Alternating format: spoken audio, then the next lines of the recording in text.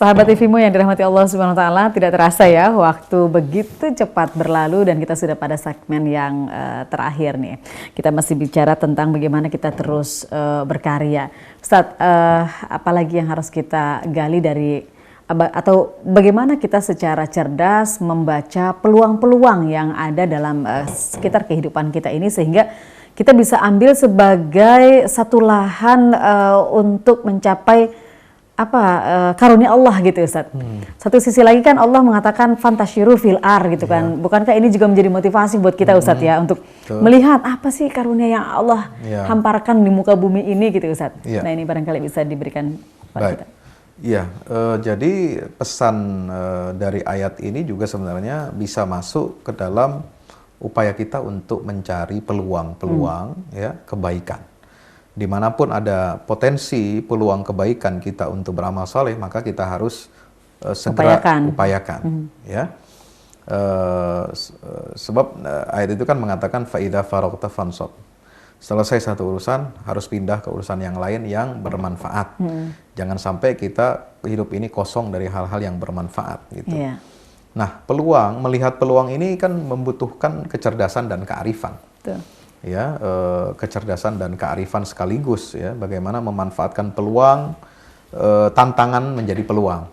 Banyak orang menganggap tantangan itu wah ini menghambat kita, ya, ini bisa membuat kita lemah, membuat kita kalah. Nah, padahal sebenarnya orang yang hebat itu sebenarnya kalau dia bisa menaklukkan tantangan itu menjadi peluang. Ya. Misalnya ya, orang dia kalau menghadapi tantangan itu biasa-biasa saja, ya menganggap itu adalah hambatan, ini justru akan membuat dia memicu dia ya untuk lebih bersemangat ya. Mestinya harus menjadi semangat gitu.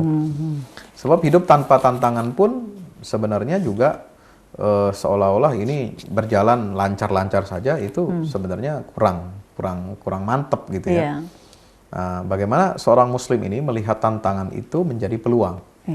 Ketika misalnya ada yang Nabi SAW memberikan banyak contoh kepada kita, bagaimana melihat peluang-peluang dakwah, peluang-peluang untuk kebaikan, itu beliau lakukan. Seperti apa? Beliau mencontohkan dalam Hilful Fudul. Hilful Fudul ini perjanjian di masa jahiliyah, untuk bagaimana bisa menyatukan kabilah-kabilah Quraisy ini meletakkan Ka'bah, meletakkan Hajar Aswad di Ka'bah bersama-sama. Ya. Kemudian Nabi melihat potensi misalnya dalam peristiwa Hudaybiyah, perjanjian Hudaybiyah. Kan banyak sahabat yang merasa kami ini kok dihinakan dengan perjanjian Hudaybiyah, tidak bisa masuk Mekah, tidak bisa berumrah, ya. Tidak bisa menegakkan izul Islam, kemuliaan Islam, ya. Maunya sahabat itu ya kalau enggak kita bisa umroh ya kita perang aja, mati pun boleh, mati syahid kita, gitu. Tapi Nabi melihat peluang-peluang lain. Peluang itu apa? Ketika Hudaybiyah, Nabi mau menandatangani, ada perjanjian ekstradisi, ya. Tapi ini pun sebenarnya berat sebelah. Kalau orang musyrik datang ke Madinah harus dikembalikan. Kalau orang Islam datang ke Mekah, nggak bisa dikembalikan. Nah ini Nabi melihat peluang, itu peluang dakwah.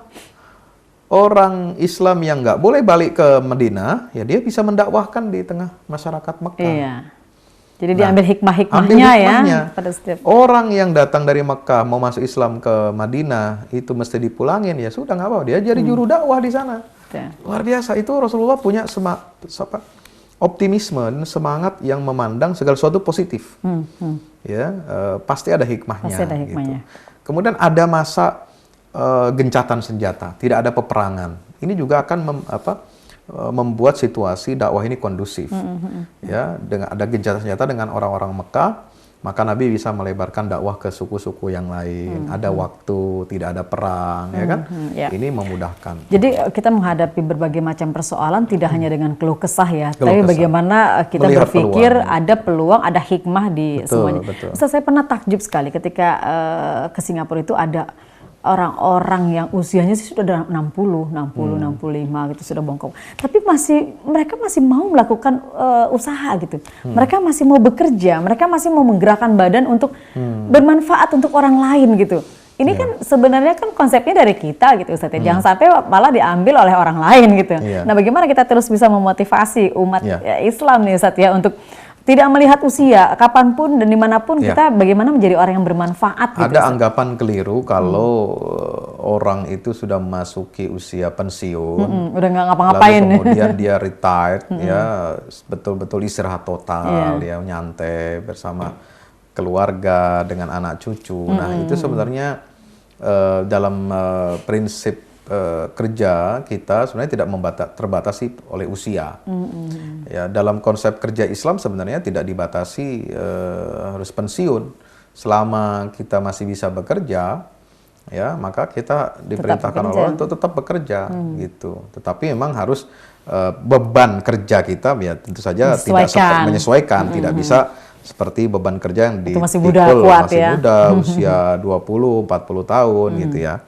Nah, tetapi tetap dia tidak boleh tidak bekerja sama sekali. Justru ketika orang semakin berumur, dia tidak bekerja atau tidak menjalankan tanggung jawab apapun, itu nanti akan membuat dia semakin cepat tua, cepat sakit-sakitan. Bagi orang yang biasa bekerja lalu kemudian harus diam, itu sebenarnya nggak betah biasanya tidak betah. Biasanya dia ingin beraktivitas ya, melaksanakan kalau masih bisa apa yang bisa dia, kan ada istilahnya purna bakti ya, ada mobil saja itu ada purna jual. Ya, mobil aja ada purna jualnya. Bagaimana tuh? Manusia masa nggak bisa?